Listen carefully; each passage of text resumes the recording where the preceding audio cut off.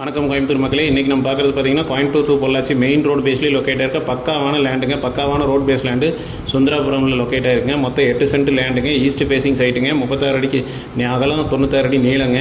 இதுக்கு பக்கத்தில் பார்த்தீங்கன்னா Anandhaas hotel, A1 chips, Thalappakatti biryani இது எல்லாமே லொக்கேட் ஆயிருக்குங்க. இது வந்து பார்த்தீங்கன்னா ஒரு கமர்ஷியல் காம்ப்ளெக்ஸாக கன்வெர்ட் பண்ணிக்கலாம்.